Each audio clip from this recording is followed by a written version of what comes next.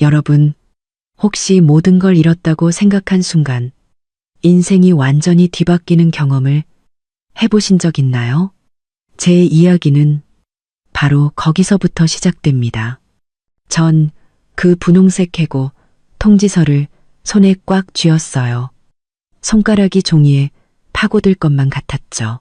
사무실은 퇴근의 해방감에 들뜬 동료들로 북적였지만 저만 뼈가 녹아내린 듯 자리에 주저앉아 일어설 수가 없었어요. 33, 이 회사에 꼬박 8년을 바쳤습니다.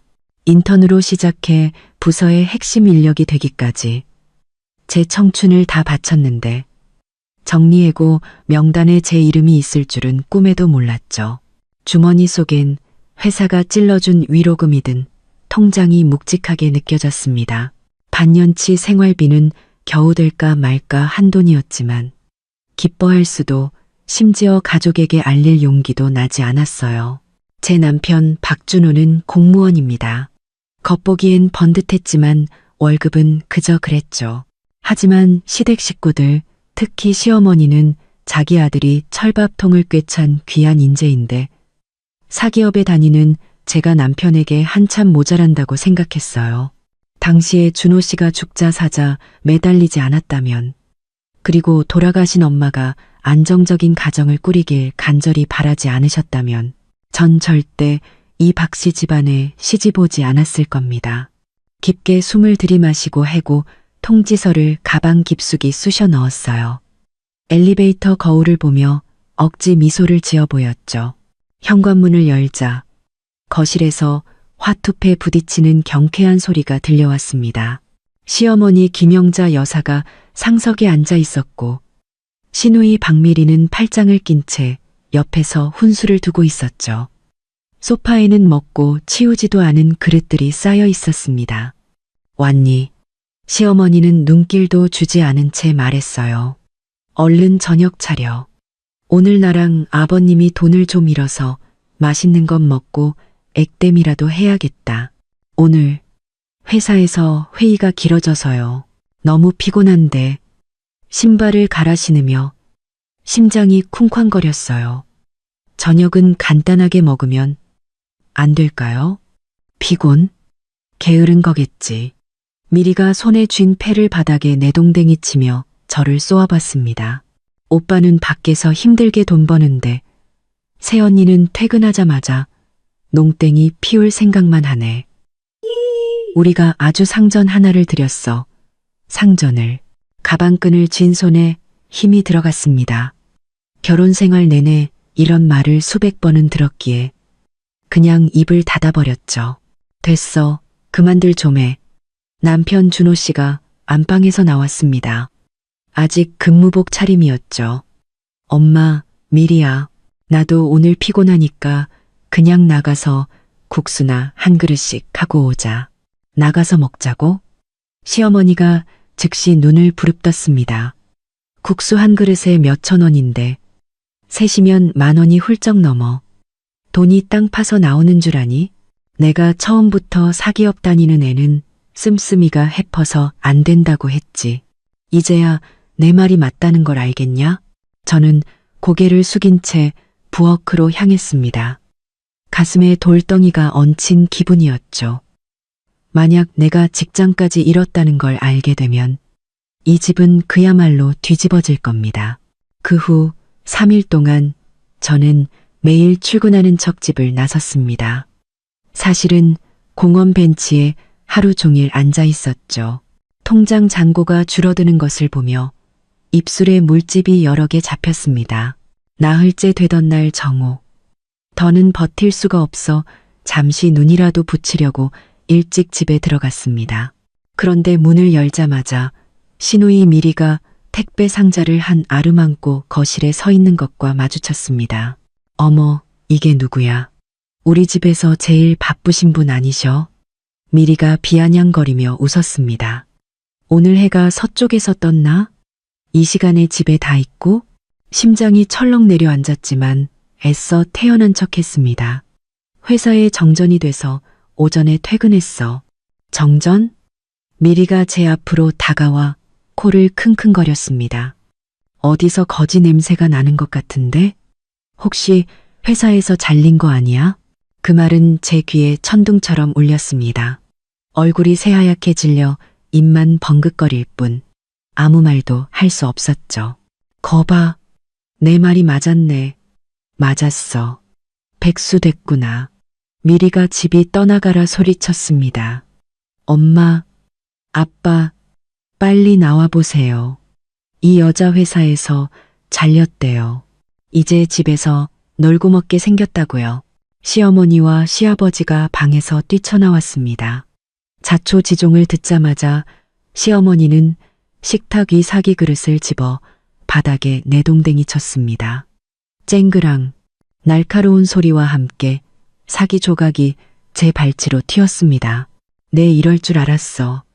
사기업 다니는 것들은 다 이 모양이야. 시어머니는 제 코앞까지 다가와 침을 튀기며 소리쳤습니다. 우리 준호가 힘들게 공무원 됐는데 네가 감히 우리 집안에 먹칠을 해. 직장도 잃고 우리한테 숨기기까지 해. 아주 우리 집안 거덜낼 작정이었구나. 어머니, 일부러 그런 게 아니에요. 눈물이 왈칵 쏟아졌습니다. 지금 새 일자리 알아보고 있어요.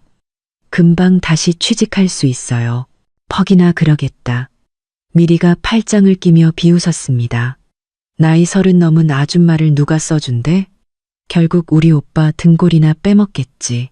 내가 분명히 말하는데 우리 박씨 집안은 식충이 키울 여유 없어. 미리야.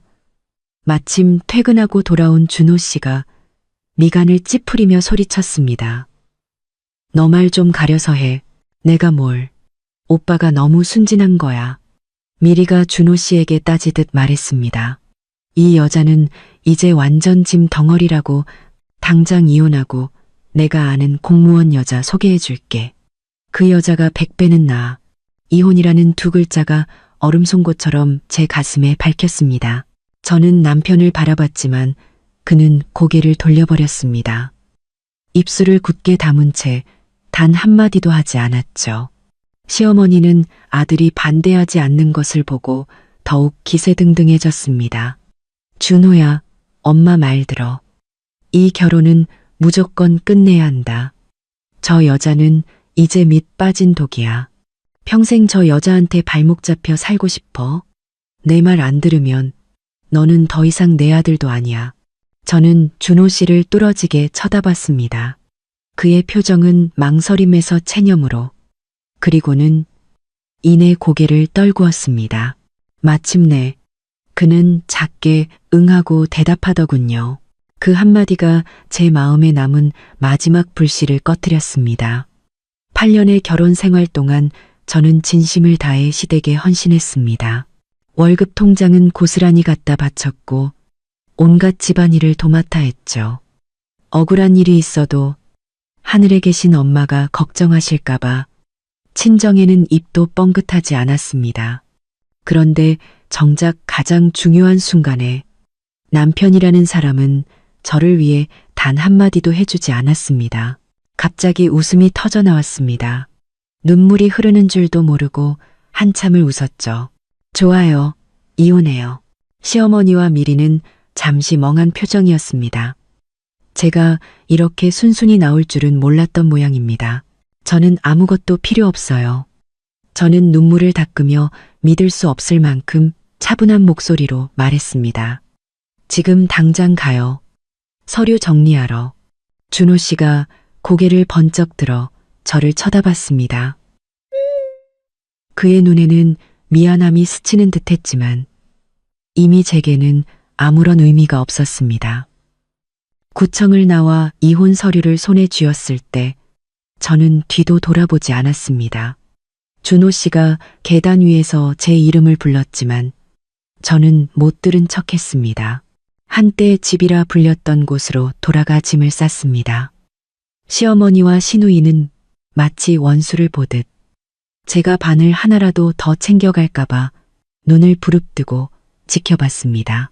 옷장을 열자 대부분이 준호 씨와 시댁 식구들 옷이었고 제 것은 몇 벌 되지 않았습니다.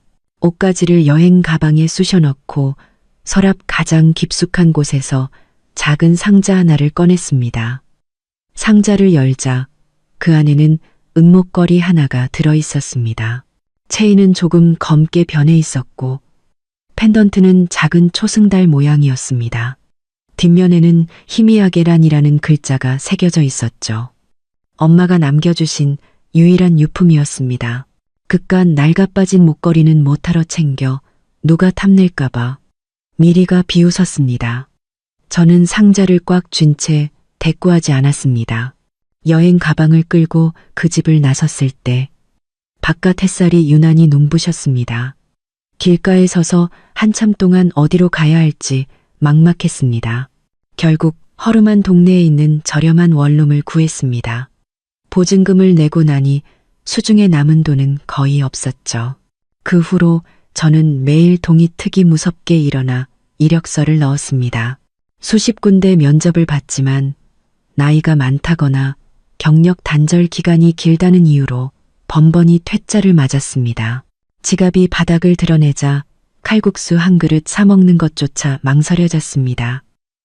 텅 빈 원룸 바닥에 주저앉아 무릎을 끌어안고 아이처럼 엉엉 울었습니다. 모든 희망을 잃어가던 그때 전화벨이 울렸습니다. 국내에서 아주 유명한 대기업의 면접 제안 전화였습니다. 저는 휴대폰 화면을 보며 손을 덜덜 떨었습니다. 그곳은 누구나 들어가고 싶어 안다라는 꿈의 직장이었습니다. 그런 곳에서 왜 나에게? 모르겠다. 단 하나의 희망이라도 있다면 반드시 잡아야 해.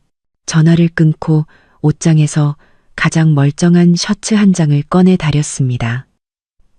그리고 엄마의 은목걸이를 목에 걸고 옷깃 안으로 숨겼습니다. 엄마, 제발 저 좀 도와주세요. 마음속으로 간절히 빌었습니다. 다음 날 아침, 저는 이력서를 품에 안고 집을 나섰습니다.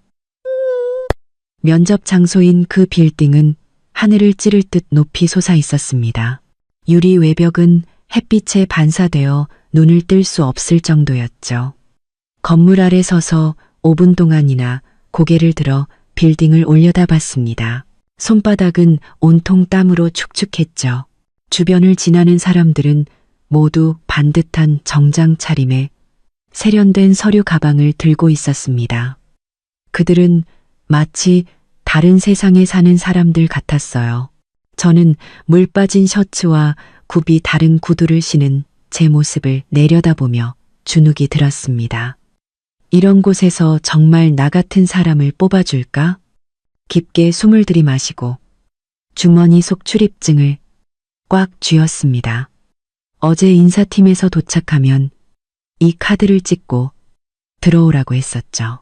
차가운 금속 카드가 제게 작은 용기를 주었습니다. 안내 데스크 직원의 친절한 안내를 받아 3층 회의실로 들어갔습니다. 안에는 이미 7, 8명의 지원자가 앉아 있었는데 하나같이 저보다 젊고 옷차림도 훨씬 세련됐습니다. 저는 구석에 자리를 잡고 앉았습니다. 옆자리 여성 2명의 대화가 들려왔습니다. 이번에 마케팅팀 경력직 뽑는 거래요. 경쟁이 엄청 치열하다던데. 그러니까요. 저도 아는 사람 통해서 겨우 면접 기회 얻었어요. 근데 이 회사 회장님이 누군지 아세요? 임건우 회장님이래요. 완전 자수성가한 전설적인 인물이잖아요. 임건우. 이름이 어딘가 익숙했습니다.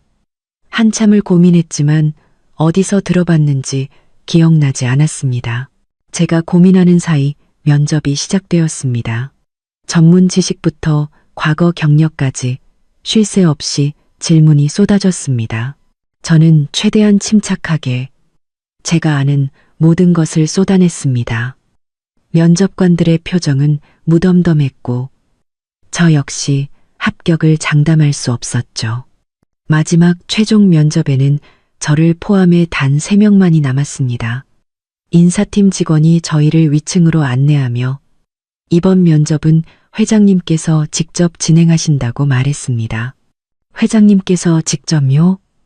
옆에 있던 젊은 남자가 놀라 입을 쩍 벌렸습니다. 와, 대우가 장난 아닌데요? 인사팀 직원은 미소만 지을 뿐 아무 말도 하지 않았습니다. 엘리베이터는 18층에서 멈췄습니다. 문이 열리자 은은한 향나무 냄새가 코끝을 스쳤습니다. 복도에는 두꺼운 카펫이 깔려 있어 발소리조차 들리지 않았죠. 최종 면접실은 크지 않았습니다. 중앙에는 머리가 희끗희끗한 노신사가 짙은 색 정장을 입고 허리를 꼿꼿이 세운 채 앉아 있었습니다. 얼굴에는 주름이 가득했지만 눈빛만은 사람의 마음을 꿰뚫어 볼 듯 날카롭게 빛났습니다. 회장님, 지원자들입니다. 인사팀 직원이 공손하게 말했습니다. 회장님은 고개를 끄덕이며 저희에게 앉으라고 손짓했습니다. 그는 이력서는 보지도 않고 업계 동향에 대한 질문 몇 가지를 던졌습니다. 다른 두 젊은 지원자는 최신 용어를 섞어가며 막힘없이 대답했습니다. 저는 그들이 하는 말을 반도 알아들을 수 없었죠. 제 차례가 되자 저는 솔직하게 과거 프로젝트 경험을 바탕으로 현실적인 답변을 했습니다. 임 회장님은 별다른 표정 변화 없이 가끔 고개만 끄덕일 뿐이었습니다. 저는 점점 불안해졌습니다. 이번에도 틀렸구나. 면접이 끝나갈 무렵 그가 갑자기 제 쪽으로 몸을 기울였습니다. 그의 시선은 제 목에 꽂혀 있었죠. 저는 무의식적으로 옷깃을 여몄습니다.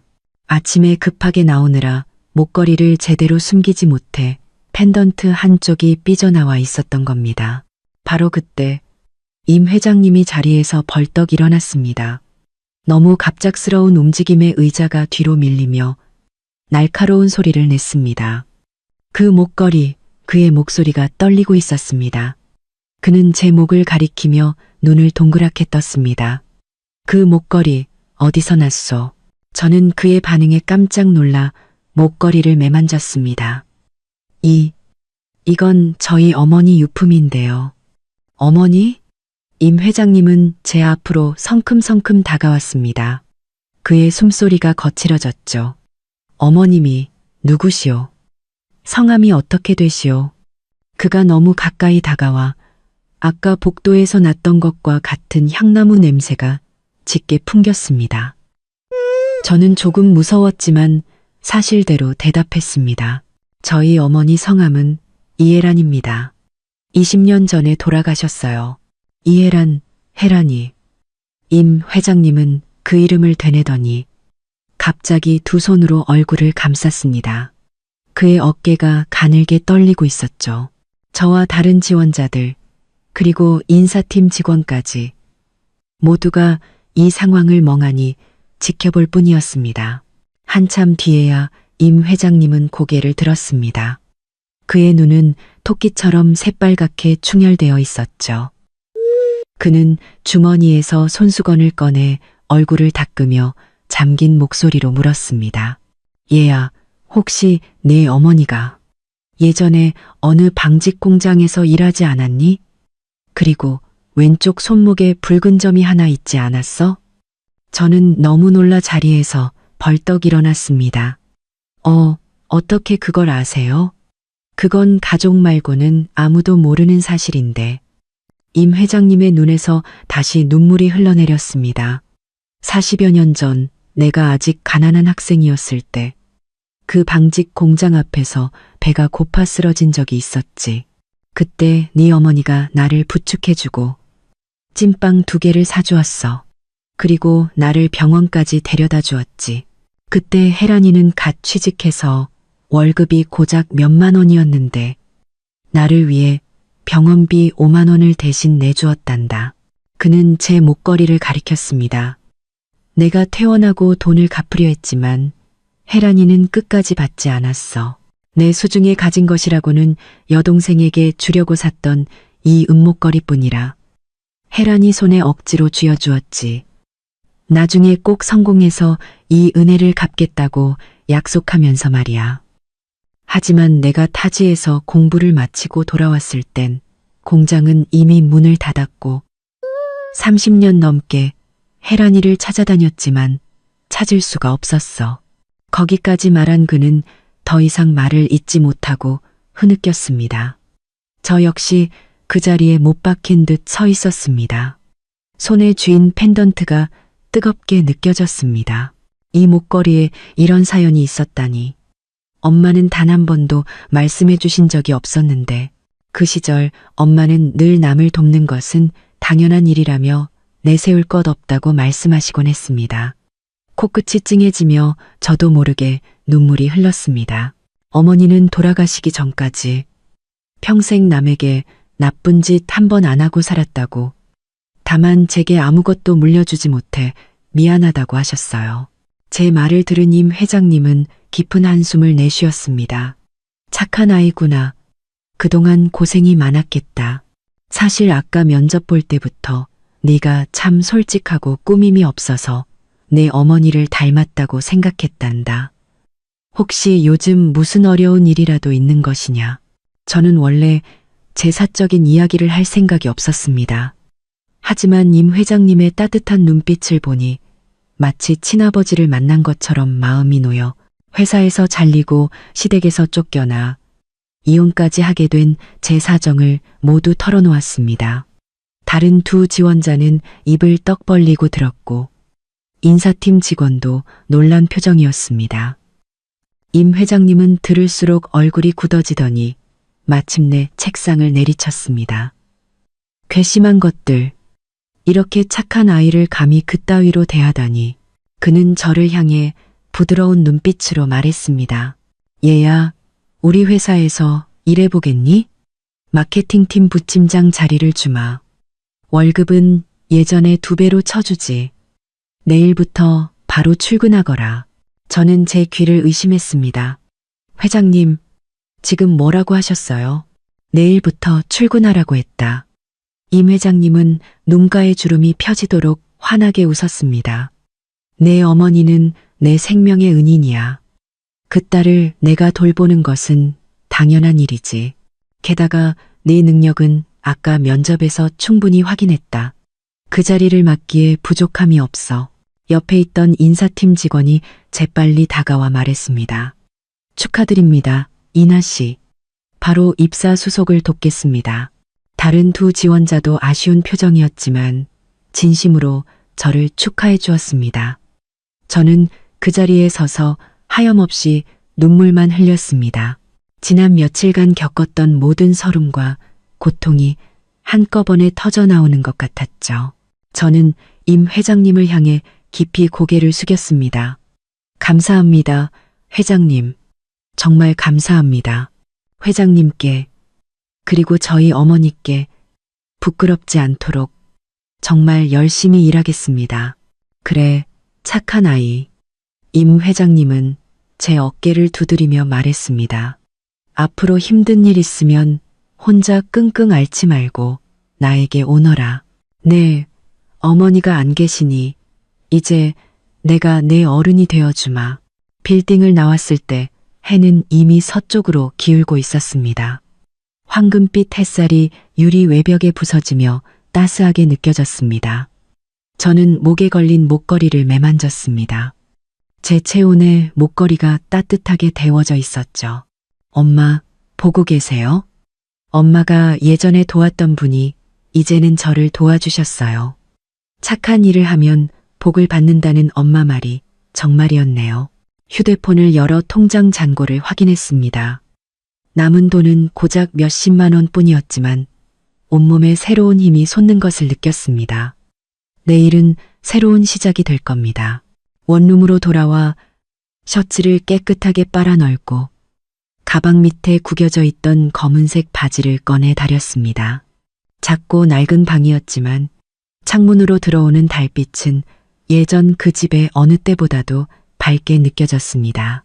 침대에 누워 내일 할 일을 생각하고 임 회장님의 말씀을 떠올리고 엄마의 다정한 미소를 그리며 저는 이혼 후 처음으로 깊고 편안한 잠에 빠져들었습니다. 다음 날 저는 새벽같이 일어났습니다. 거울 앞에서 셔츠깃을 단정히 하고 낡은 구두를 정성껏 닦았습니다. 거울 속 제 모습은 피곤해 보였지만 눈빛만은 그 어느 때보다 강한 의지로 빛나고 있었죠. 집을 나설 때 아파트 입구에서 콩나물 국밥을 파는 아주머니가 웃으며 물었습니다. 아이고, 이나 씨. 오늘 아주 훤하네. 좋은 일 있어? 저는 주머니 속 출입증을 만지작거리며 활짝 웃었습니다. 네, 아주머니. 저 새 직장 구했어요. 버스를 타고 일부러 창가 자리에 앉았습니다. 창밖으로 스쳐 지나가는 풍경을 보며 심장이 세차게 뛰었습니다. 예전에는 출근길이 늘 무거웠습니다. 퇴근 후 무슨 반찬을 할지, 시어머니 눈치는 어떻게 봐야 할지 걱정뿐이었죠. 이렇게 설레는 기분은 정말 오랜만이었습니다. 회사 앞에 도착했을 때 어제 만났던 인사팀 직원 김 대리님과 마주쳤습니다. 그는 저를 보며 반갑게 손을 흔들었습니다. 이나 씨, 이쪽으로 오세요. 마케팅팀으로 안내해 드릴게요. 마케팅팀은 12층에 있었습니다.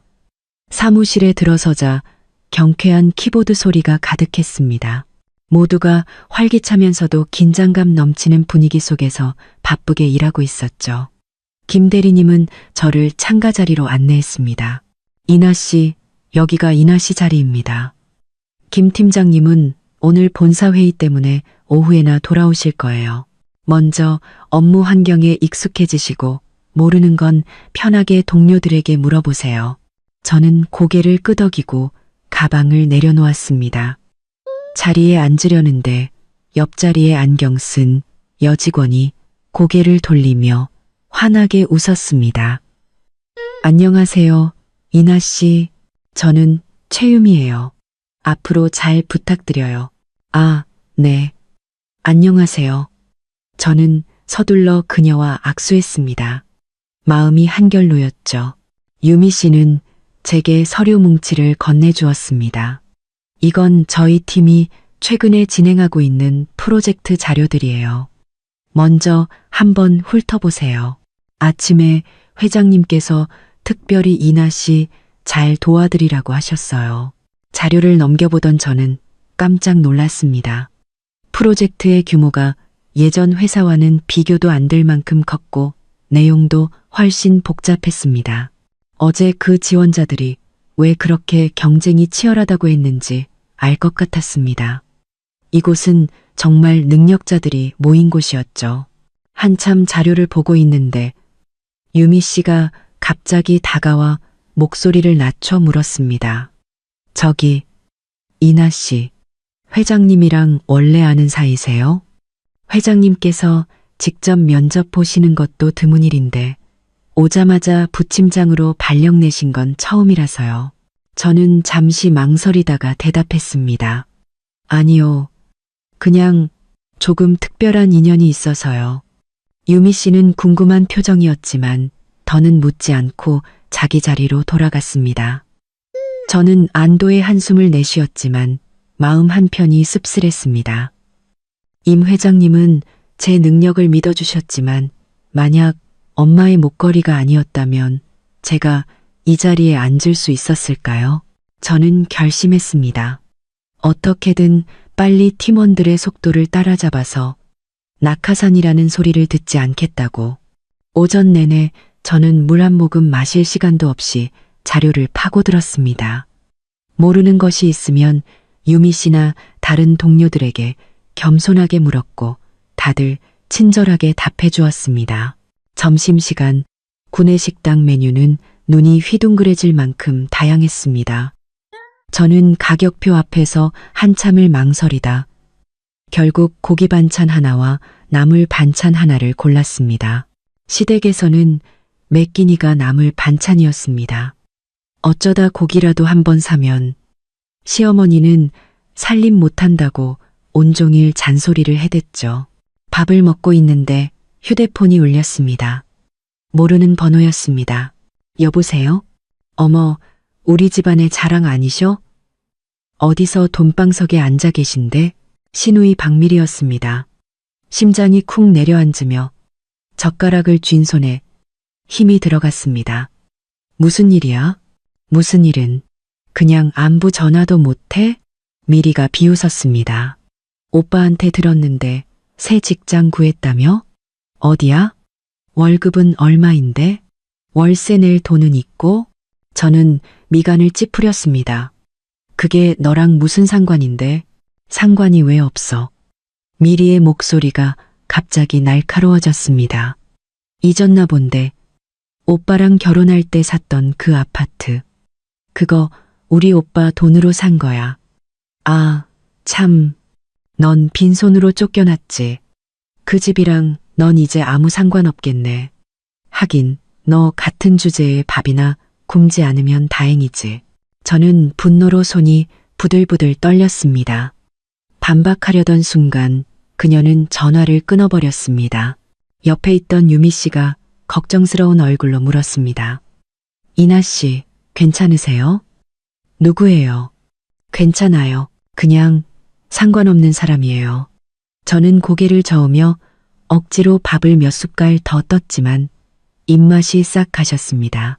식판 위에 제육볶음을 보는데 문득 결혼 초의 일이 떠올랐습니다. 그때 저는 막 월급이 올라 기쁜 마음에 삼겹살을 한 근사 들고 집에 갔습니다. 온 가족이 함께 맛있는 저녁을 먹고 싶었죠. 하지만 시어머니는 고기를 보자마자 저를 몰아세웠습니다. 고기를 뭐 이리 많이 샀어. 돈 아까운 줄도 모르고 준호 월급이 얼마 된다고 네가 이렇게 펑펑 써대.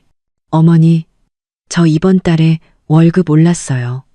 다 같이 맛있는 거 먹고 싶어서요. 네가 월급 오르면 뭐해. 시어머니는 제 손에서 고기를 빼앗아 냉장고에 던져 넣었습니다. 네 돈이 우리 박씨 집안 돈이지. 네 돈이야? 그 돈 있으면 우리 미리 새 옷이나 한 벌 더 사주겠다. 그러면서 시어머니는 서랍에서 통장 하나를 꺼내 제 앞에 놓았습니다. 앞으로 네 월급 통장은 내가 관리하마. 한 달 용돈으로 30만 원씩 줄 테니 화장품 사는 데나 써. 저는 그 자리에 얼어붙었습니다. 남편 준호 씨는 옆에 있었지만 고개를 숙인 채 엄마도 우리 생각해서 그러시는 거야. 우리가 함부로 돈 쓸까봐 걱정되셔서 그냥 드려 라고 말할 뿐이었습니다. 그의 무기력한 모습에 가슴이 차게 식었지만 저는 결국 참았습니다. 갓 결혼했는데 시작부터 시끄럽게 만들고 싶지 않았습니다. 하지만 그 후로 8년 동안 저는 매달 30만 원으로 살아야 했습니다. 샴푸 하나를 살 때도 몇 번을 망설였고 동료들이 쇼핑하며 새 옷을 살 때면 저는 그저 부럽게 쳐다보며 나는 화려한 거 별로 안 좋아해 라고 말할 수밖에 없었죠. 한 번은 회사 워크숍에 갔는데 모두가 예쁜 옷을 입고 왔지만 저만 몇 년 된 낡은 옷차림이었습니다. 그때의 창피함은 지금 생각해도 얼굴이 화끈거립니다. 이나 씨, 왜 안 드세요? 유미 씨의 목소리에 저는 생각에서 깨어났습니다. 아, 배부르네요. 저는 서둘러 남은 음식을 버리고 사무실로 돌아갔습니다. 오후에는 마케팅팀의 김수진 팀장님이 돌아왔습니다. 40대 초반의 그녀는 세련된 정장 차림에 머리를 단정하게 묶어 무척 카리스마 있어 보였습니다. 이나 씨죠? 그녀가 제 자리로 다가와 손을 내밀었습니다. 저는 김수진입니다. 회장님께 말씀 많이 들었어요. 경력이 아주 풍부하시다고. 팀장님, 앞으로 잘 부탁드립니다. 저는 얼른 일어나 그녀와 악수했습니다. 김 팀장님은 미소를 지었습니다. 서로 배워야죠. 마침 저희가 지금 큰 프로젝트를 맡고 있는데 클라이언트가 좀 까다로워서요. 이나 씨가 와서 정말 다행이에요. 오후에 저랑 같이 클라이언트 미팅 한번 가시죠. 저는 긴장했지만 흔쾌히 대답했습니다. 네, 알겠습니다. 이동하는 차 안에서 김 팀장님은 프로젝트에 대해 간략히 설명해 주었습니다. 한 대형 마트 체인과 진행하는 프로모션이었는데 담당자가 무척 까다로워 몇 번이나 협상이 결렬되었다고 했습니다. 상대방 왕 부장님이 성격이 좀 불같아요. 말도 직설적으로 하고요. 이따가 너무 마음에 담아두지 마세요. 저는 고개를 끄덕였지만 손바닥에서는 다시 땀이 나기 시작했습니다. 클라이언트 회사에 도착하니 왕 부장은 과연 소문대로였습니다. 그는 처음부터 온갖 트집을 잡으며 비꼬는 투로 말했습니다. 하지만 김 팀장님은 시종일관 미소를 잃지 않고 그의 말을 다 들어준 뒤 차분하게 저희가 준비한 제안서를 하나하나 설명하기 시작했습니다.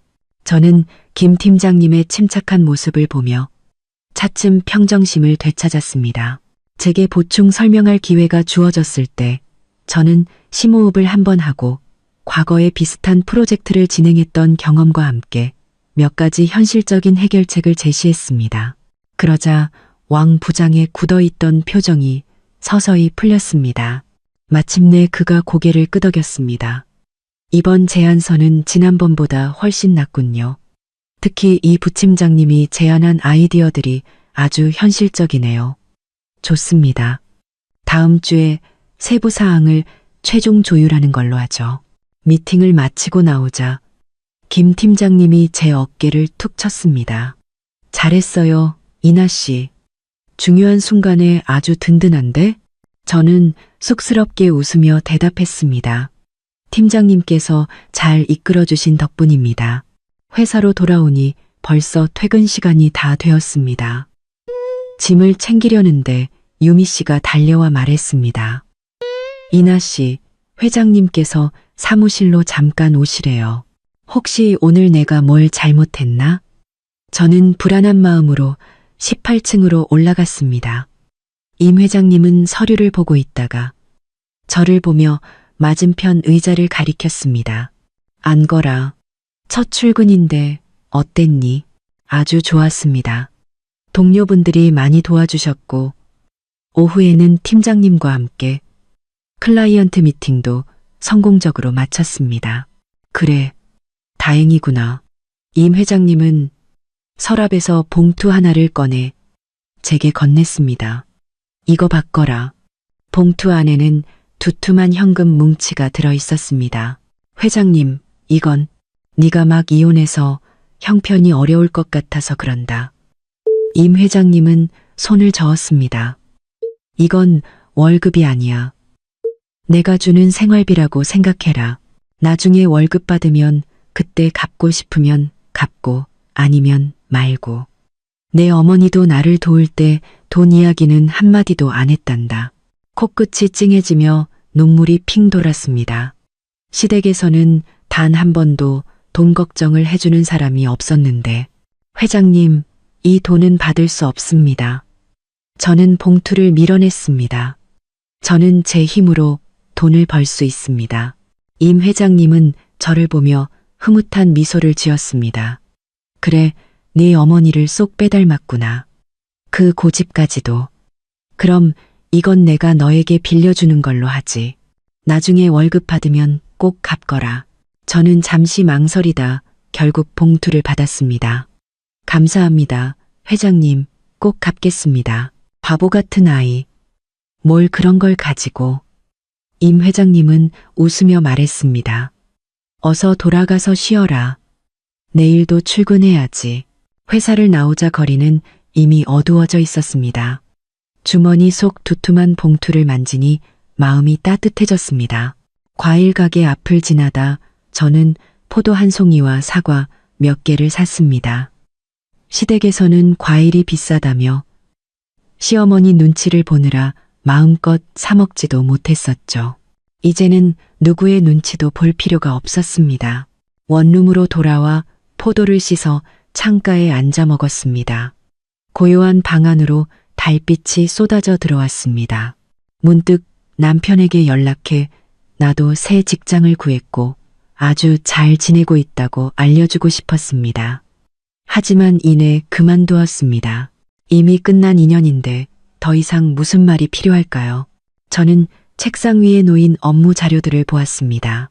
마음속에 새로운 열정이 피어올랐습니다. 과거에 저는 참고 견디면 모든 것이 괜찮아질 거라고 믿으며 다른 사람의 부속품처럼 살아왔습니다. 그 결과는 짐덩어리 취급을 받으며 버려진 것이었죠. 이제야 깨달았습니다. 결국 인생에서 가장 믿을 수 있는 것은 바로 나 자신이라는 것을요. 그렇게 저는 책상에 엎드려 잠이 들었습니다. 꿈속에서 엄마가 저를 향해 환하게 웃으며 손을 흔들어 주었습니다. 우리 딸 장하다. 그 후로 저는 마치 태엽을 감은 인형처럼 일에만 몰두했습니다. 김 팀장님은 저를 믿고 까다로운 업무들을 맡겼고 저는 밤늦게까지 남아서라도 맡은 일을 완벽하게 해냈습니다. 유미 씨는 제가 너무 무리한다며 걱정했지만 저는 괜찮다고 웃어 보였습니다. 어느 날 오후 한참 서류를 검토하는데 배에서 꼬르륵 소리가 났습니다. 시계를 보니 벌써 5시가 다 되어 있었습니다. 점심도 거른 채 일에만 몰두했던 겁니다. 유미 씨가 과자 한 봉지를 들고 다가왔습니다. 이나 씨, 이거라도 드세요. 과자를 한 입 빼어 무는데 문득 또다시 과거의 기억이 떠올랐습니다. 아이를 가졌을 때 입덧이 너무 심해 아무것도 먹지 못하고 새콤한 자두만 찾았습니다. 퇴근길에 시장에서 자두 한 봉지를 사서 몰래 품에 안고 집에 들어갔지만 시어머니에게 들키고 말았죠. 그녀는 제 손에서 자두를 빼앗아 바닥에 던지고 발로 지시겼습니다. 이 돈 아까운 줄 모르는 것. 준호가 힘들게 번 돈을 이런 데다 쓰다니. 어머니, 입덧이 너무 심해서 새콤한 게 먹고 싶어서요. 입덧은 무슨. 내 뱃속에 있는 건 필시 계집애 일개다. 계집애를 가진 것들이나 이렇게 입맛이 까다롭지. 그 말은 비수처럼 제 가슴에 꽂혔습니다. 아들을 낳아야 한다며 집안의 돈은 손주 분유값으로 써야 하니 자두 같은 건 꿈도 꾸지 말라고 소리치는 시어머니 앞에서 남편은 그저 담배만 피우며 엄마도 옛날 분이시라 그래 그냥 참아 라고 말할 뿐이었습니다. 결국 아이는 유산되었습니다. 의사는 영양실조와 극심한 스트레스가 원인이라고 했습니다. 제가 병실에 누워있는 동안에도 시어어머니는 밖에서 제가 애 하나 간수 못한다고 떠들고 다녔죠. 이나 씨, 유미 씨의 목소리에 저는 현실로 돌아왔습니다. 클라이언트 쪽에서 새로운 요청 사항이 왔어요. 저는 복잡한 생각들을 머릿속에서 지워버리고 다시 일에 집중했습니다. 그날 저와 유미 씨는 밤 8시가 넘어서야 퇴근했습니다. 회사 건물의 불은 대부분 꺼지고 우리 사무실만 환하게 빛나고 있었죠. 지하철역으로 가는 길 유미 씨가 말했습니다. 아참, 이나 씨. 아까 회사 앞에서 이나 씨 전 남편 봤어요. 가로등 밑에서 서성이다가 저랑 눈이 마주치니까 황급히 가더라고요. 심장이 철렁했습니다. 박준호가 여긴 어쩐 일로. 그날 밤 집으로 돌아오자마자 박준호에게서 전화가 걸려왔습니다. 나나, 너 지금 임성그룹에서 일한다며? 우리 엄마가 아셨어. 혹시 회장님께 말씀드려서 나 다른 부서로 옮겨주면 안 될까? 지금 자리에서는 아무런 희망이 없어. 기가 막혀 웃음이 나왔습니다. 저를 짐덩어리 취급하며 내쫓을 땐 언제고 이제 와서 제게 손을 벌리다니요. 박준호 씨, 잘 들어요. 불가능해요. 임 회장님과 저는 그저 평범한 상사와 부하 직원 관계일 뿐이에요. 그리고 자리는 스스로 쟁취하는 거지 남에게 부탁하는 게 아니고요. 그래도 우리 부부였잖아. 제발 한 번만 도와줘. 부부? 저는 냉소했습니다.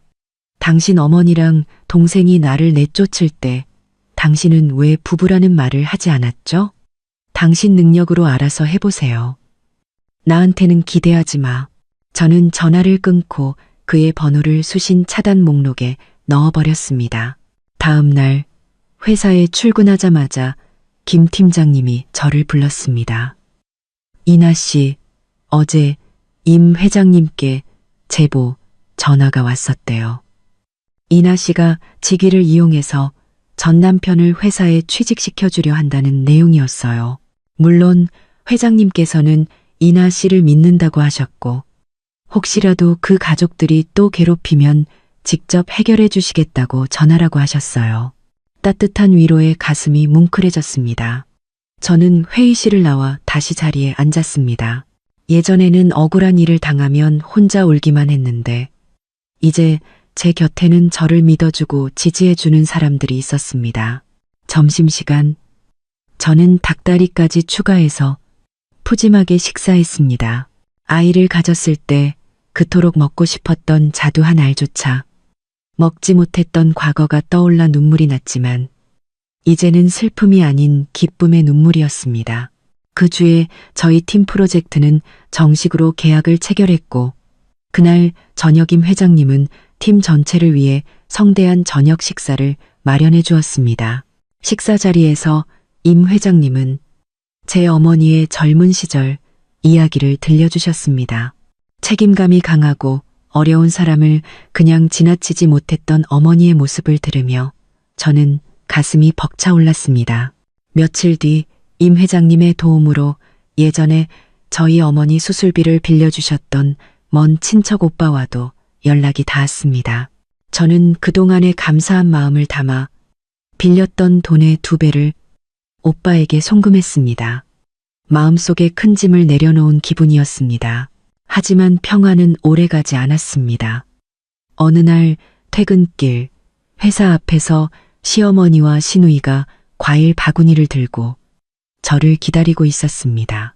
나나야, 퇴근했니? 시어머니는 아무 일도 없었다는 듯 다정하게 제 팔을 잡았습니다. 네가 이렇게 잘 될 줄 알았으면 우리가 그때 왜 그랬을까? 다 우리가 잘못했다. 그러니 내 전 남편, 아니 준호 좀 어떻게 해줘라. 네가 회장님께 말 한마디만 해주면 우리 준호 인생이 활짝 필 텐데. 저는 기가 막혔지만 침착하게 휴대폰을 꺼내 녹음 파일을 재생했습니다. 저 여자는 이제 완전 짐 덩어리라고. 당장 이혼해. 우리 박씨 집안은 식충이 키울 여유 없어. 시어머니와 시누이의 날카로운 목소리가 울려 퍼지자 두 사람의 얼굴은 새하얗게 질렸습니다. 당신들이 나를 내쫓을 때는 이런 날이 올 줄 몰랐겠죠. 박준호 씨가 능력이 있으면 스스로 증명하겠죠. 저한테 기댈 생각은 꿈도 꾸지 마세요. 그리고 다시는 제 인생에 끼어들 생각 마세요. 한 번만 더 찾아오면 이 녹음 파일 세상에 다 공개해버릴 테니까. 주변 사람들이 웅성거리자 두 사람은 제게 악담을 퍼부으며 꽁무니를 뺐습니다. 그들의 비참한 뒷모습을 보며 저는 통쾌함보다는 해방감을 느꼈습니다. 그 후로 1년 뒤 저는 은퇴하시는 김 팀장님의 뒤를 이어 마케팅팀의 팀장이 되었습니다. 그리고 3년 후 임 회장님은 저를 회사의 부사장으로 임명했습니다. 제가 꿈에도 그려보지 못했던 자리였습니다. 어머니의 길, 저는 국화꽃과 어머니가 좋아하시던 떡을 사서 묘를 찾았습니다. 저는 묘비 앞에 은목걸이를 내려놓았습니다. 엄마, 이제 이 목걸이는 엄마 곁에 둘게요. 이제 저는 엄마의 이 목걸이가 없어도 제 힘으로 굳건히 살아갈 수 있어요. 저는 묘비를 향해 깊이 고개를 숙이고 돌아섰습니다. 묘지를 비추는 따스한 햇살을 맞으며 저는 환하게 미소 지었습니다. 시련과 눈물로 가득했던 과거를 지나 마침내 저는 제 인생의 주인이 되었습니다. 그리고 제 인생은 이제 막 시작됐으니까요. Part 2. Rewritten content. Adjusted for timing and flow.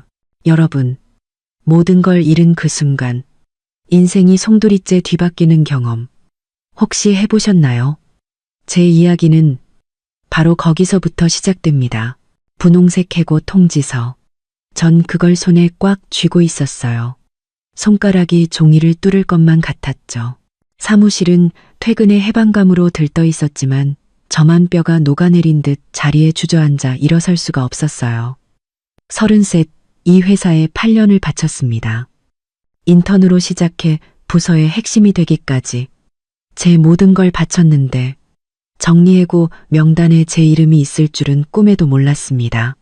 주머니 속엔 회사가 준 위로금이 든 통장이 묵직하게 느껴졌어요. 겨우 반년치 생활비가 될까 말까 한 돈이었죠. 기뻐할 수도 가족에게 알릴 용기도 나지 않았어요.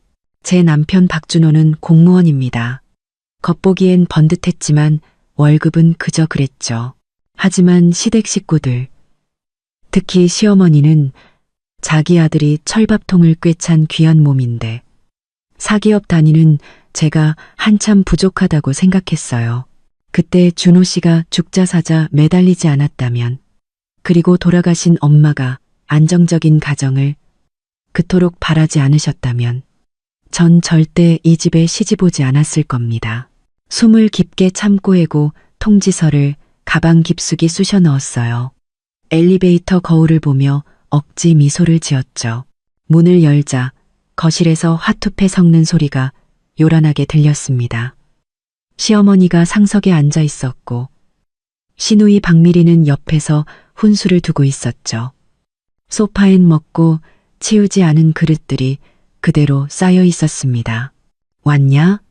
시어머니는 눈길 한번 주지 않고 말했어요. 빨리 저녁 차려. 오늘 돈 좀 잃었으니까 맛있는 거 먹고 액땜해야겠다. 오늘 회사 회의가 길어져서요.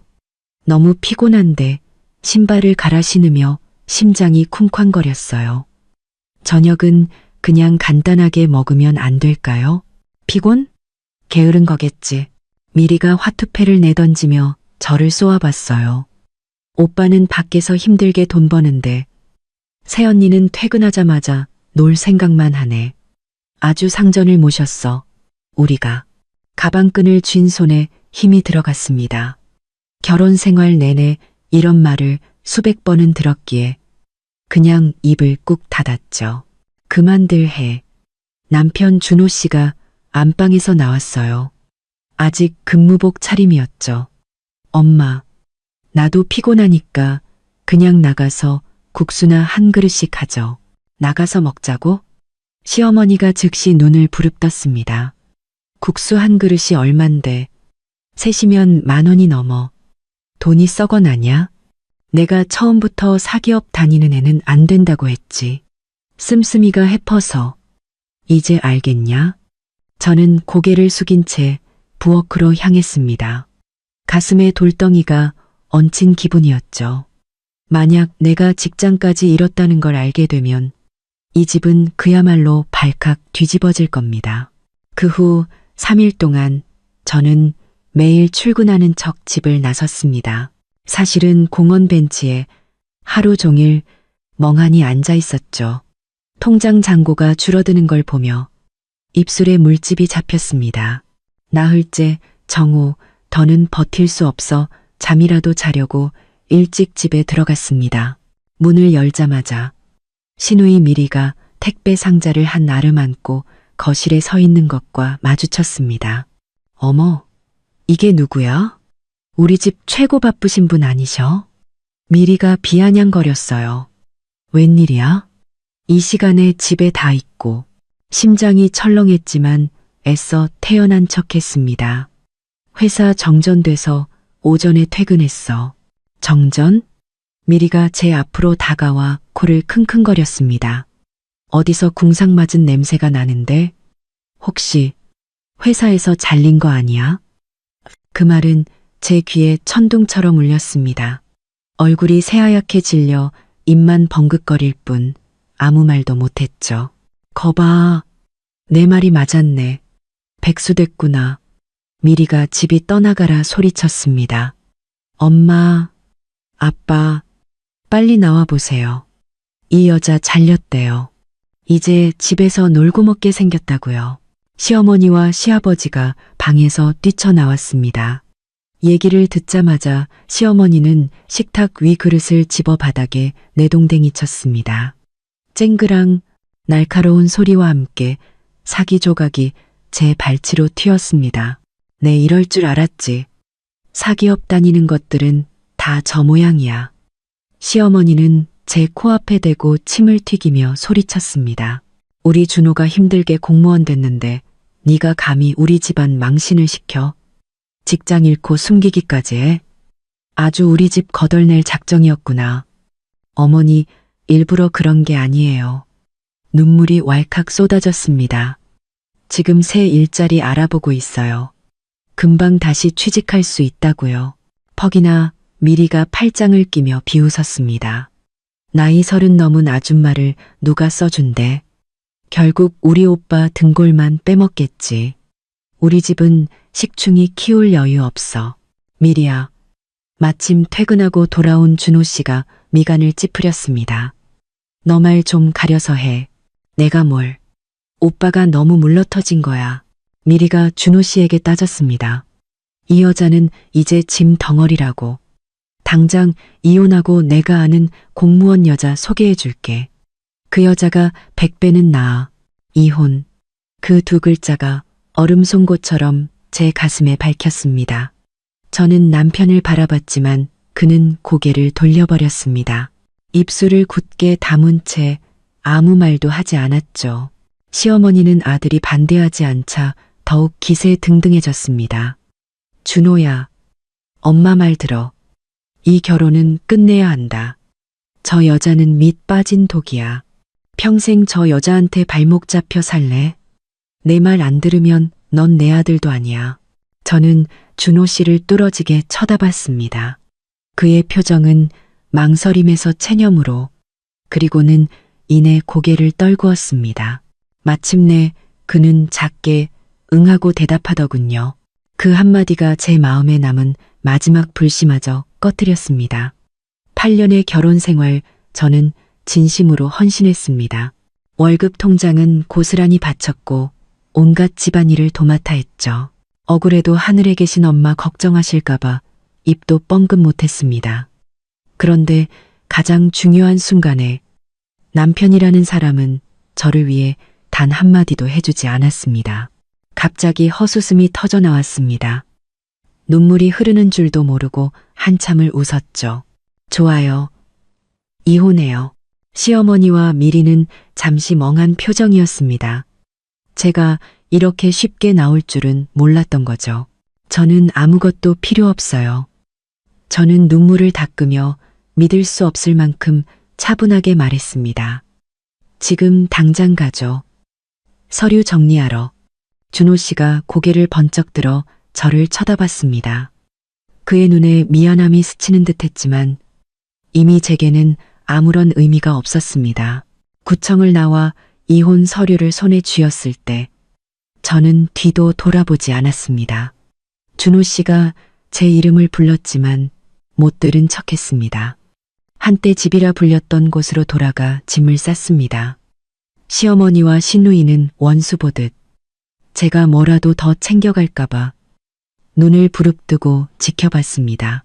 옷장을 열자 대부분이 그들의 옷이었고 제 것은 몇 벌 되지 않았습니다. 옷가지를 가방에 쑤셔 넣고 서랍 깊숙한 곳에서 작은 상자 하나를 꺼냈습니다. 상자 안에는 낡은 은목걸이가 있었습니다. 체인은 검게 변했고 펜던트는 작은 초승달 모양이었죠. 뒷면에는 희미하게 란이라는 글자가 새겨져 있었습니다. 엄마가 남겨주신 유일한 유품이었습니다. 그깟 낡은 목걸이는 못하러 챙겨. 누가 탐낼까봐 미리가 비웃었습니다. 저는 상자를 꽉 쥔 채 대꾸하지 않았습니다. 가방을 끌고 그 집을 나섰을 때 바깥 햇살이 유난히 눈부셨습니다. 길가에 서서 한참 동안 막막했습니다. 결국 허름한 동네에 저렴한 원룸을 구했습니다. 보증금을 내니 수중에 남은 돈은 거의 없었죠. 그 후로 저는 매일같이 이력서를 넣었습니다. 수십 군데 면접을 봤지만 나이가 많다거나 경력이 단절됐다는 이유로 번번이 퇴짜를 맞았습니다. 지갑이 바닥을 드러내자 칼국수 한 그릇조차 망설여졌습니다. 텅 빈 원룸 바닥에 주저앉아 무릎을 끌어안고 아이처럼 엉엉 울었습니다. 모든 희망을 잃어가던 그때 전화벨이 울렸습니다. 국내 최고의 대기업에서 온 면접 제안 전화였습니다. 저는 휴대폰 화면을 보며 손을 덜덜 떨었습니다. 그곳은 누구나 들어가고 싶어 하는 꿈의 직장이었습니다. 그런 곳에서 왜 나에게 모르겠다. 단 하나의 희망이라도 있다면 반드시 잡아야 해. 전화를 끊고 가장 멀쩡한 셔츠 한 장을 꺼내 다렸습니다. 그리고 엄마의 은목걸이를 목에 걸고 옷깃 안으로 숨겼습니다. 엄마, 제발 저 좀 도와주세요. 마음속으로 간절히 빌었습니다. 다음 날 아침 저는 이력서를 품에 안고 집을 나섰습니다. 면접 장소인 빌딩은 하늘을 찌를 듯 높이 솟아 있었습니다. 유리 외벽은 햇빛에 반사되어 눈을 뜰 수 없었죠. 건물 아래 서서 5분 동안이나 멍하니 올려다봤습니다. 손바닥은 땀으로 축축했죠. 주변 사람들은 모두 반듯한 정장 차림에 세련된 서류 가방을 들고 있었습니다. 그들은 마치 다른 세상 사람들 같았어요. 저는 물 빠진 셔츠와 굽이 다른 구두를 신은 제 모습을 내려다보며 주눅이 들었습니다. 이런 곳에서 정말 나를 뽑아줄까? 숨을 깊게 들이마시고 주머니 속 출입증을 꽉 쥐었습니다. 어제 인사팀에서 이걸 찍고 들어오라고 했었죠. 차가운 금속 카드가 제게 작은 용기를 주었습니다. 안내 데스크의 친절한 안내를 받아 3층 회의실로 들어갔습니다. 안에는 이미 7, 8명이 앉아 있었는데 하나같이 저보다 젊고 세련됐습니다. 저는 구석에 자리를 잡았습니다. 옆자리 여성들의 대화가 들려왔습니다. 이번에 마케팅팀 경력직 뽑는 거래요. 경쟁이 엄청나다던데. 그러니까요. 저도 아는 사람 통해서 겨우 면접 기회 얻었어요. 근데 이 회사 회장님이 누군지 아세요? 임건우 회장님이래요. 완전 자수성가한 전설적인 인물이잖아요. 임건우. 이름이 어딘가 익숙했습니다. 한참을 고민했지만 어디서 들어봤는지 기억나지 않았습니다. 곧 면접이 시작되었습니다. 전문 지식부터 과거 경력까지 쉴 새 없이 질문이 쏟아졌습니다. 저는 최대한 침착하게 제가 아는 모든 것을 쏟아냈습니다. 면접관들의 표정은 무덤덤했고 저 역시 합격을 장담할 수 없었죠. 마지막 최종 면접에는 저를 포함해 단 3명만이 남았습니다. 인사팀 직원은 저희를 위층으로 안내하며 이번 면접은 회장님께서 직접 진행하신다고 말했습니다. 회장님께서 직접요. 옆에 있던 젊은 남자가 놀라 입을 쩍 벌렸습니다. 와, 대우가 장난 아닌데요. 인사팀 직원은 미소만 지을 뿐 아무 말도 하지 않았습니다. 엘리베이터는 18층에서 멈췄습니다. 문이 열리자 은은한 향나무 냄새가 코끝을 스쳤습니다. 복도에는 두꺼운 카펫이 깔려 발소리조차 들리지 않았죠. 최종 면접실 중앙에는 머리가 희끗희끗한 노신사가 짙은 정장을 입고 허리를 꼿꼿이 세운 채 앉아 있었습니다. 얼굴에는 주름이 가득했지만 눈빛만은 사람의 마음을 꿰뚫어 볼 듯 날카로웠습니다. 회장님, 지원자들입니다. 인사팀 직원이 공손하게 말했습니다. 회장님은 고개를 끄덕이며 앉으라고 손짓했습니다. 그는 이력서는 보지도 않고 업계 동향에 대한 질문을 던졌습니다. 다른 두 지원자는 최신 용어를 섞어가며 막힘없이 대답했습니다. 저는 그들이 하는 말을 반도 알아들을 수 없었죠. 제 차례가 되자 저는 솔직하게 과거 경험을 바탕으로 현실적인 답변을 했습니다. 임 회장님은 별다른 표정 변화 없이 가끔 고개만 끄덕였습니다. 저는 점점 불안해졌습니다. 이번에도 틀렸구나. 면접이 끝나갈 무렵 그가 갑자기 제 쪽으로 몸을 기울였습니다. 그의 시선은 제 목에 꽂혀 있었죠. 저는 무의식적으로 옷깃을 여몄습니다. 아침에 급하게 나오느라 목걸이를 제대로 숨기지 못해 펜던트 한쪽이 삐져나와 있었던 겁니다. 바로 그때 임 회장님이 자리에서 벌떡 일어났습니다. 너무 갑작스러운 움직임에 의자가 뒤로 밀리며 날카로운 소리를 냈습니다. 그 목걸이, 그의 목소리가 떨리고 있었습니다. 그는 제 목을 가리키며 눈을 동그랗게 떴습니다. 그 목걸이 어디서 났소? 저는 그의 반응에 깜짝 놀라 목걸이를 매만졌습니다. 이건 저희 어머니 유품인데요. 어머니? 임 회장님은 제 앞으로 성큼성큼 다가왔습니다. 그의 숨소리가 거칠어졌죠. 어머님이 누구시오? 성함이 어떻게 되시오? 그가 너무 가까이 다가와 아까 복도에서 났던 것과 같은 향나무 냄새가 짙게 풍겼습니다. 저는 조금 무서웠지만 사실대로 대답했습니다.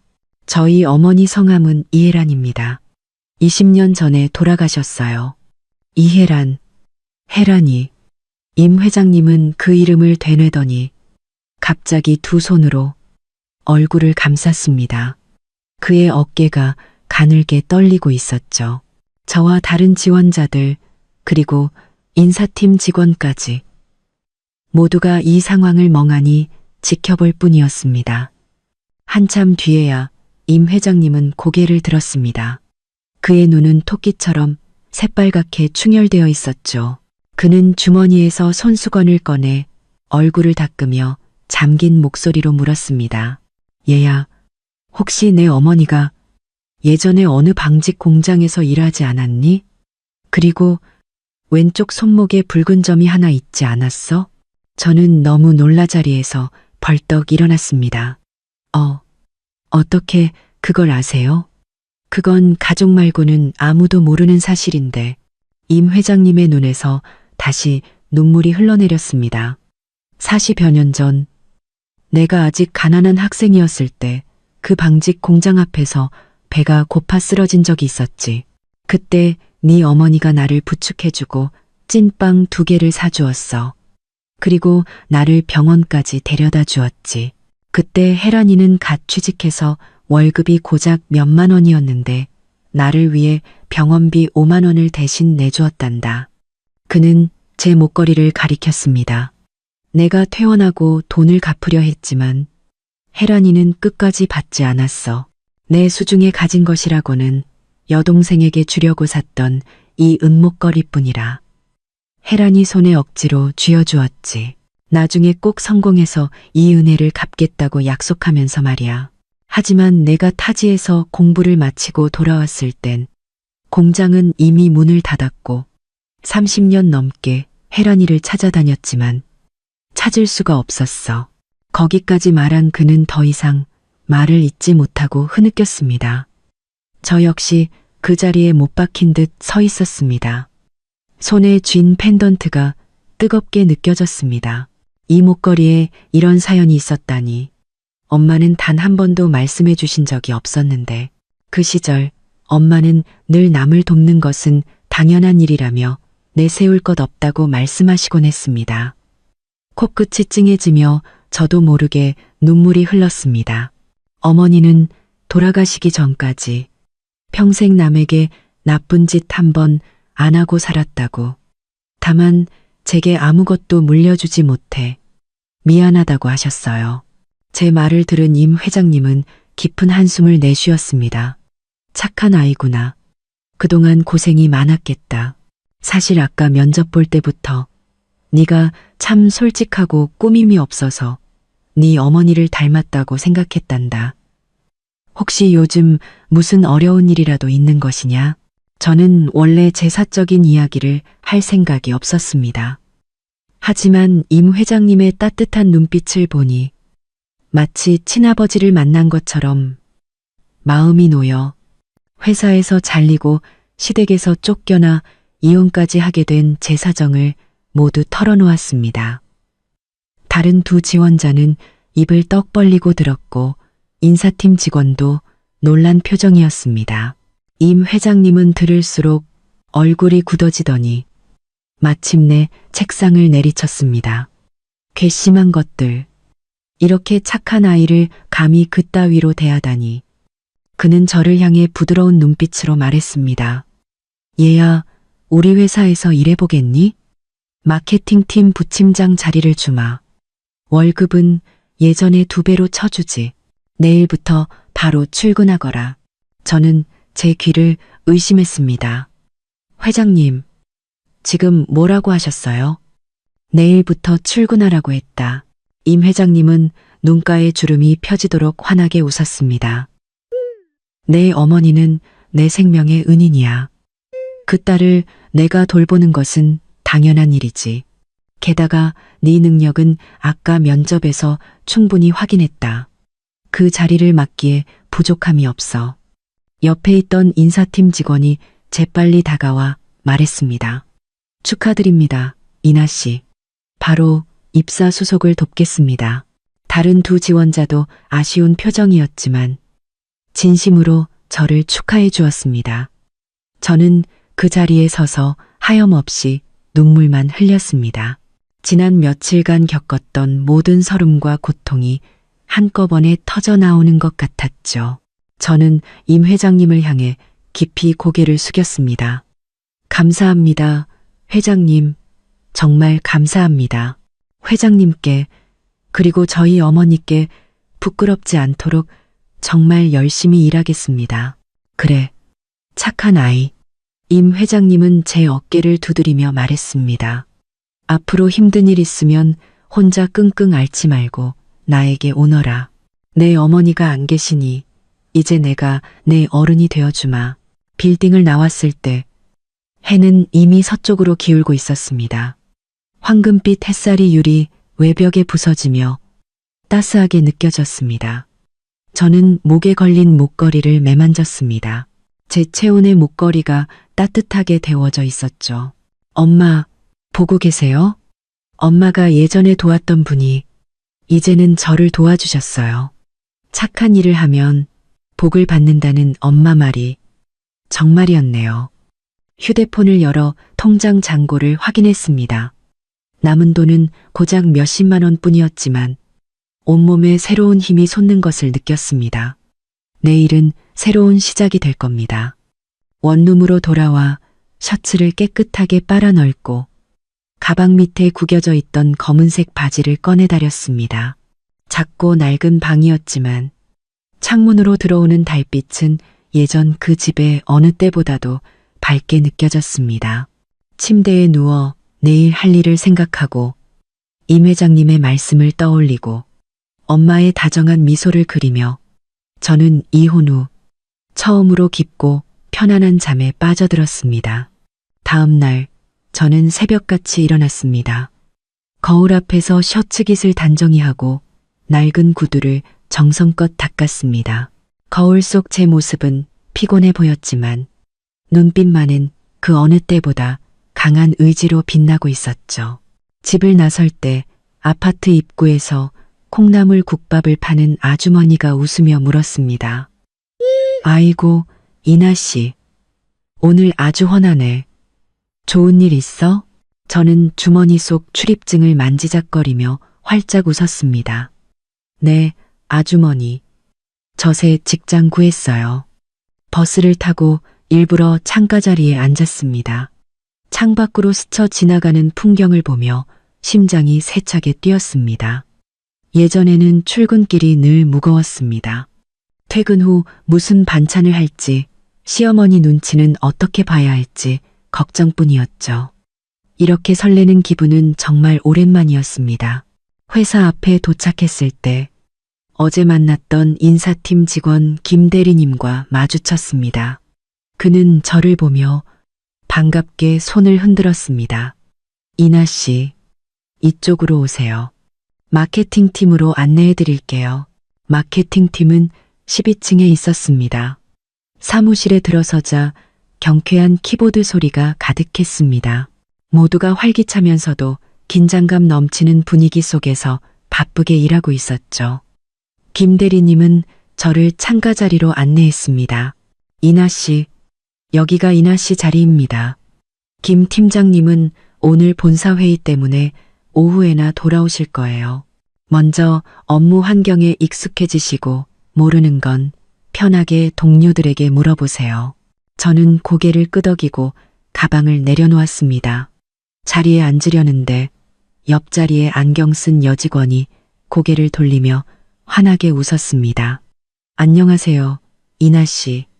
저는 최유미예요. 앞으로 잘 부탁드려요. 아, 네. 안녕하세요. 저는 서둘러 그녀와 악수했습니다. 마음이 한결 놓였죠.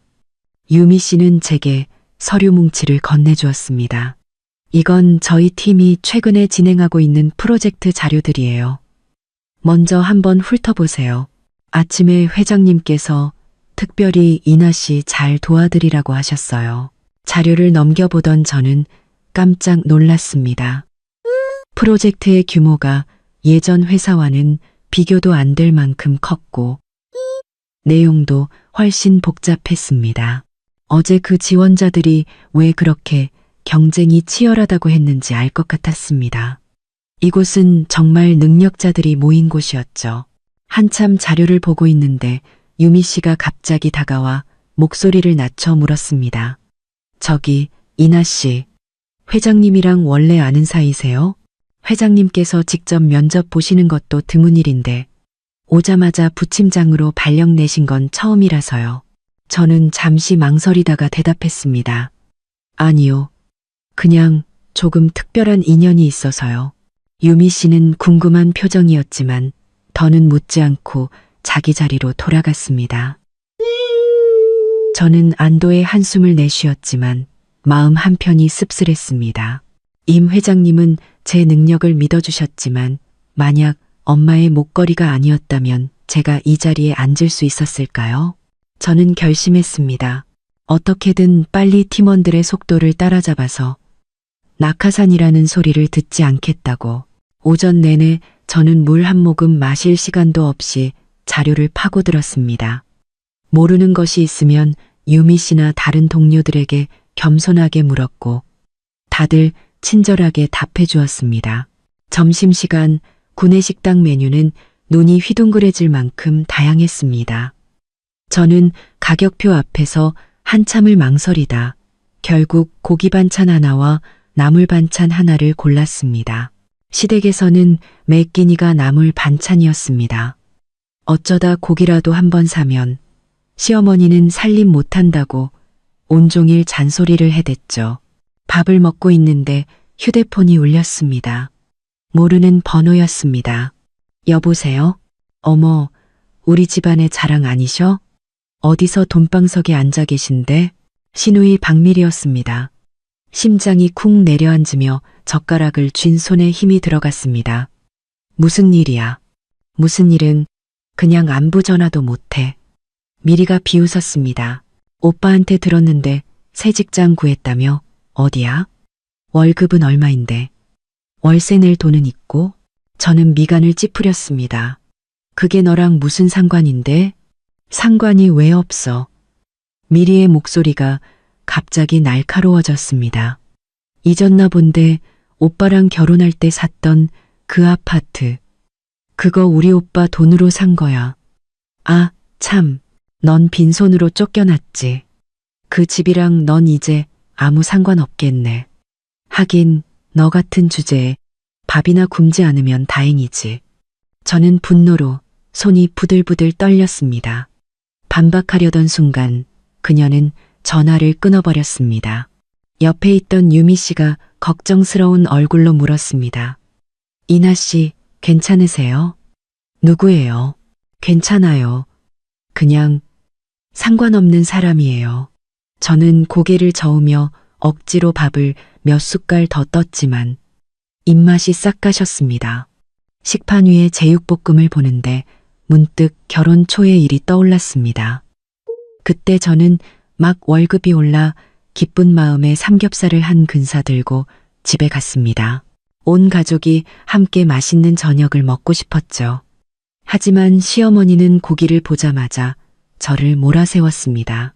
고기를 뭐 이리 많이 샀어. 돈 아까운 줄도 모르고. 준호 월급이 얼마 된다고. 네가 이렇게 펑펑 써대. 어머니, 저 이번 달에 월급 올랐어요. 다 같이 맛있는 거 먹고 싶어서요. 네가 월급 오르면 뭐해. 시어머니는 제 손에서 고기를 빼앗아 냉장고에 던져 넣었습니다.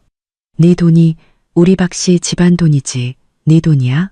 그 돈 있으면 우리 미리 새 옷이나 한 벌 더 사주겠다.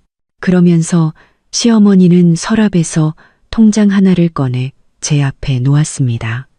앞으로 네 월급 통장은 내가 관리하마. 한 달 용돈으로 30만 원씩 줄 테니 화장품 사는 데 놨어. 저는 그 자리에 얼어붙었습니다.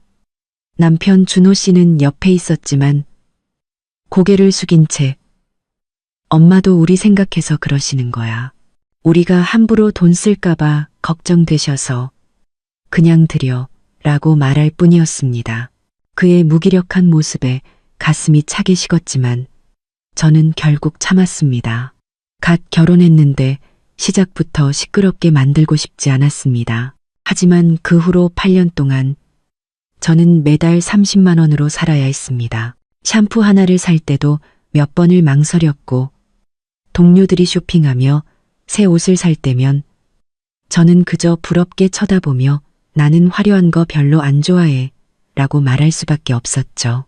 한 번은 회사 워크숍에 갔는데 모두가 예쁜 옷을 입고 왔지만 저만 몇 년 된 낡은 옷차림이었습니다.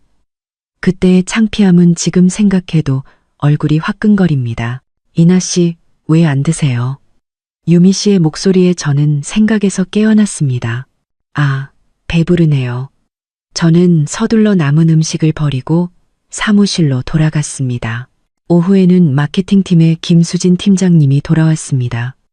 40대 초반의 그녀는 세련된 정장 차림에 머리를 단정하게 묶어 무척 카리스마 있어 보였습니다.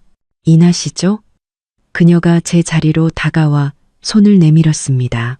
저는 김수진입니다. 회장님께 말씀 많이 들었어요. 경력이 아주 풍부하시다고.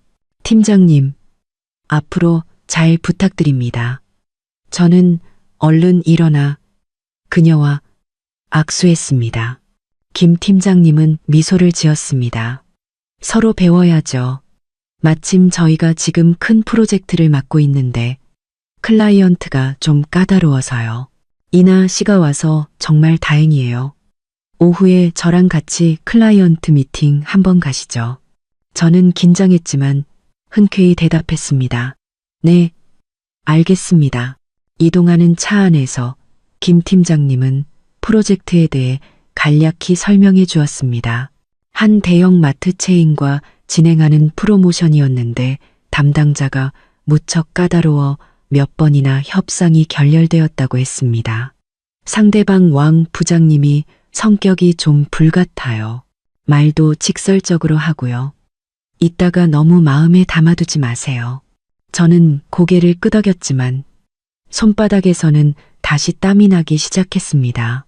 클라이언트 회사에 도착하니 왕 부장은 과연 소문대로였습니다. 그는 처음부터 온갖 트집을 잡으며 비꼬는 투로 말했습니다. 하지만 김 팀장님은 시종일관 미소를 잃지 않고 그의 말을 다 들어준 뒤 차분하게 저희가 준비한 제안서를 하나하나 설명하기 시작했습니다. 저는 김 팀장님의 침착한 모습을 보며 차츰 평정심을 되찾았습니다. 제게 보충 설명할 기회가 주어졌을 때 저는 심호흡을 한번 하고 과거에 비슷한 프로젝트를 진행했던 경험과 함께 몇 가지 현실적인 해결책을 제시했습니다. 그러자 왕 부장의 굳어있던 표정이 서서히 풀렸습니다. 마침내 그가 고개를 끄덕였습니다. 이번 제안서는 지난번보다 훨씬 낫군요. 특히 이 부팀장님이 제안한 아이디어들이 아주 현실적이네요. 좋습니다. 다음 주에 세부 사항을 최종 조율하는 걸로 하죠. 미팅을 마치고 나오자 김 팀장님이 제 어깨를 툭 쳤습니다. 잘했어요, 이나 씨. 중요한 순간에 아주 든든한데? 저는 쑥스럽게 웃으며 대답했습니다. 팀장님께서 잘 이끌어주신 덕분입니다. 회사로 돌아오니 벌써 퇴근 시간이 다 되었습니다. 짐을 챙기려는데 유미 씨가 달려와 말했습니다. 이나 씨, 회장님께서 사무실로 잠깐 오시래요. 혹시 오늘 내가 뭘 잘못했나? 저는 불안한 마음으로 18층으로 올라갔습니다. 임 회장님은 서류를 보고 있다가 저를 보며 맞은편 의자를 가리켰습니다. 안 거라. 첫 출근인데 어땠니? 아주 좋았습니다. 동료분들이 많이 도와주셨고 오후에는 팀장님과 함께 클라이언트 미팅도 성공적으로 마쳤습니다. 그래, 다행이구나.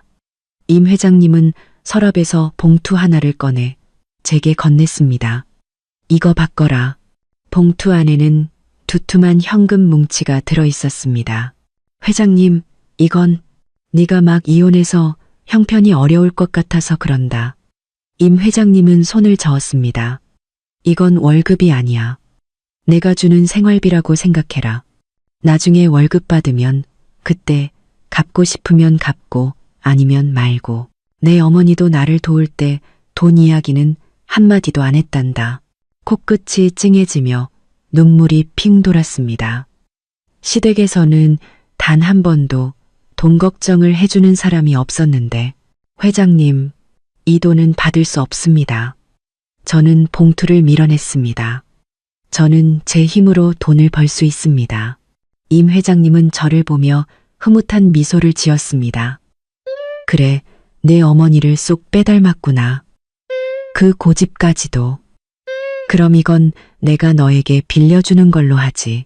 나중에 월급 받으면 꼭 갚거라. 저는 잠시 망설이다 결국 봉투를 받았습니다. 감사합니다, 회장님. 꼭 갚겠습니다. 바보 같은 아이. 뭘 그런 걸 가지고. 임 회장님은 웃으며 말했습니다. 어서 돌아가서 쉬어라. 내일도 출근해야지. 회사를 나오자 거리는 이미 어두워져 있었습니다. 주머니 속 두툼한 봉투를 만지니 마음이 따뜻해졌습니다. 과일 가게 앞을 지나다 저는 포도 한 송이와 사과 몇 개를 샀습니다. 시댁에서는 과일이 비싸다며 시어머니 눈치를 보느라 마음껏 사 먹지도 못했었죠. 이제는 누구의 눈치도 볼 필요가 없었습니다. 원룸으로 돌아와 포도를 씻어 창가에 앉아 먹었습니다. 고요한 방 안으로 달빛이 쏟아져 들어왔습니다. 문득 남편에게 연락해 나도 새 직장을 구했고 아주 잘 지내고 있다고 알려주고 싶었습니다. 하지만 이내 그만두었습니다. 이미 끝난 인연인데 더 이상 무슨 말이 필요할까요? 저는 책상 위에 놓인 업무 자료들을 보았습니다.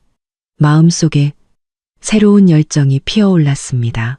과거에 저는 참고 견디면 모든 것이 괜찮아질 거라고 믿으며 다른 사람의 부속품처럼 살아왔습니다. 그 결과는 짐덩어리 취급을 받으며 버려진 것이었죠. 이제야 깨달았습니다. 결국 인생에서 가장 믿을 수 있는 것은 바로 나 자신이라는 것을요. 그렇게 저는 책상에 엎드려 잠이 들었습니다. 꿈속에서 엄마가 저를 향해 환하게 웃으며 손을 흔들어 주었습니다. 우리 딸 장하다. 그 후로 저는 마치 태엽을 감은 인형처럼 일에만 몰두했습니다. 김 팀장님은 저를 믿고 까다로운 업무들을 맡겼고 저는 밤늦게까지 남아서라도 맡은 일을 완벽하게 해냈습니다. 유미 씨는 제가 너무 무리한다며 걱정했지만 저는 괜찮다고 웃어 보였습니다. 어느 날 오후 한참 서류를 검토하는데 배에서 꼬르륵 소리가 났습니다. 시계를 보니 벌써 5시가 다 되어 있었습니다. 점심도 거른 채 일에만 몰두했던 겁니다. 유미 씨가 과자 한 봉지를 들고 다가왔습니다. 이나 씨, 이거라도 드세요. 과자를 한 입 베어 무는데 문득 또다시 과거의 기억이 떠올랐습니다. 아이를 가졌을 때 입덧이 너무 심해 아무것도 먹지 못하고 새콤한 자두만 찾았습니다. 퇴근길에 시장에서 자두 한 봉지를 사서 몰래 품에 안고 집에 들어갔지만 시어머니에게 들키고 말았죠. 그녀는 제 손에서 자두를 빼앗아 바닥에 던지고 발로 지식였습니다. 이 돈 아까운 줄 모르는 것. 준호가 힘들게 번 돈을 이런 데다 쓰다니. 어머니, 입덧이 너무 심해서 새콤한 게 먹고 싶어서요. 입덧은 무슨. 내 뱃속에 있는 건 필시 계집애일 게다. 계집애를 가진 것들이나 이렇게 입맛이 까다롭지. 그 말은 비수처럼 제 가슴에 꽂혔습니다. 아들을 낳아야 한다며 집안의 돈은 손주 분유값으로 써야 하니 자두 같은 건 꿈도 꾸지 말라고 소리치는 시어머니 앞에서 남편은 그저 담배만 피우며 엄마도 옛날 분이시라 그래. 그냥 참아 라고 말할 뿐이었습니다. 결국 아이는 유산되었습니다. 의사는 영양실조와 극심한 스트레스가 원인이라고 했습니다. 제가 병실에 누워있는 동안에도 시어머니는 밖에서 제가 애 하나 간수 못한다고 떠들고 다녔죠. 이나 씨, 이나 씨. 유미 씨의 목소리에 저는 현실로 돌아왔습니다. 클라이언트 쪽에서 새로운 요청 사항이 왔어요. 저는 복잡한 생각들을 머릿속에서 지워버리고 다시 일에 집중했습니다. 그날 저와 유미 씨는 밤 8시가 넘어서야 퇴근했습니다. 회사 건물의 불은 대부분 꺼지고 우리 사무실만 환하게 빛나고 있었죠. 지하철역으로 가는 길, 유미 씨가 말했습니다. 아참, 이나 씨. 아까 회사 앞에서 이나 씨 전 남편 봤어요. 가로등 밑에서 서성이다가 저랑 눈이 마주치니까 황급히 가더라고요. 심장이 철렁했습니다. 박준호가 여긴 어쩐 일로. 그날 밤 집으로 돌아오자마자 박준호에게서 전화가 걸려왔습니다.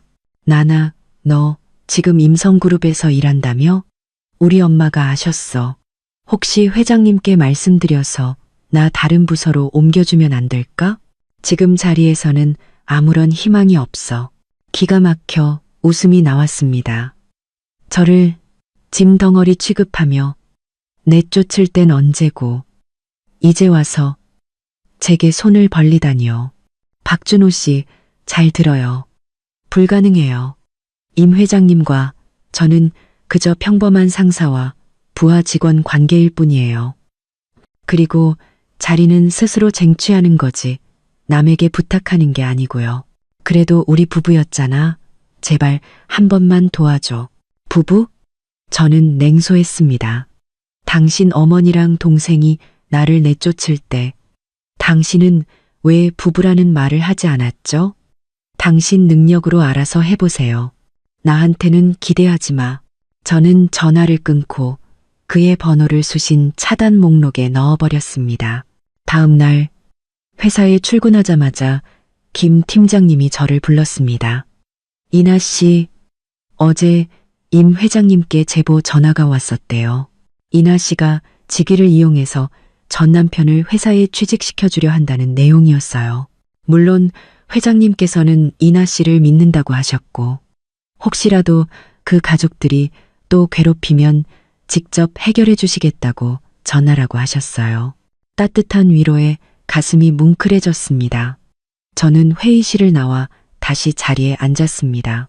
예전에는 억울한 일을 당하면 혼자 울기만 했는데 이제 제 곁에는 저를 믿어주고 지지해주는 사람들이 있었습니다.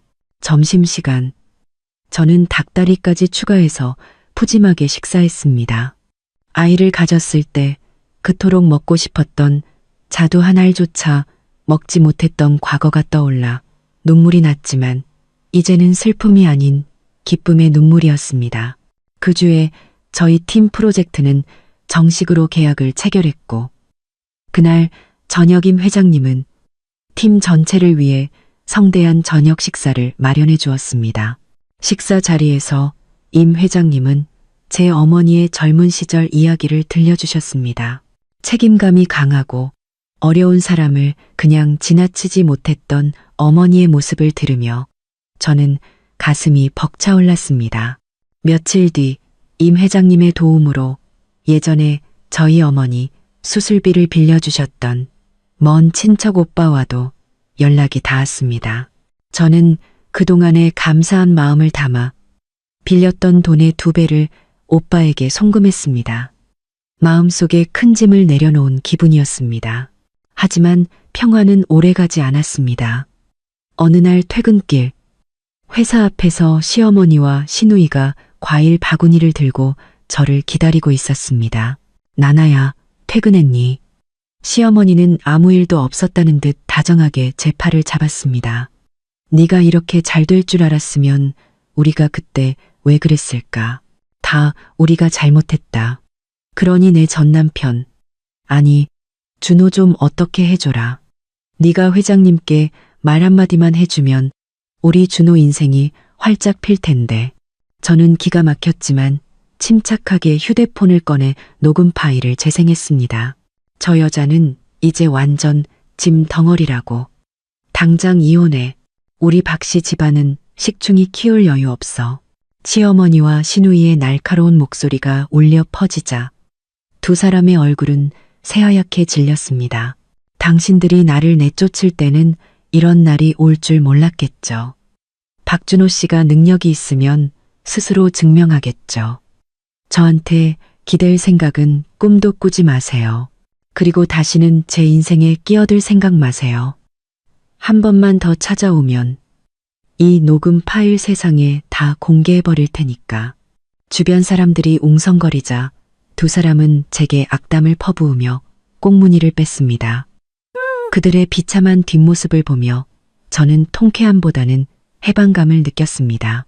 그 후로 1년 뒤 저는 은퇴하시는 김 팀장님의 뒤를 이어 마케팅팀의 팀장이 되었습니다. 그리고 3년 후 임 회장님은 저를 회사의 부사장으로 임명했습니다. 제가 꿈에도 그려보지 못했던 자리였습니다. 어머니의 길, 저는 국화꽃과 어머니가 좋아하시던 떡을 사서 묘를 찾았습니다. 저는 묘비 앞에 은목걸이를 내려놓았습니다. 엄마, 이제 이 목걸이는 엄마 곁에 둘게요. 이제 저는 엄마의 이 목걸이가 없어도 제 힘으로 굳건히 살아갈 수 있어요. 저는 묘비를 향해 깊이 고개를 숙이고 돌아섰습니다. 묘지를 비추는 따스한 햇살을 맞으며 저는 환하게 미소 지었습니다. 시련과 눈물로 가득했던 과거를 지나 마침내 저는 제 인생의 주인이 되었습니다. 그리고 제 인생은 이제 막 시작됐으니까요.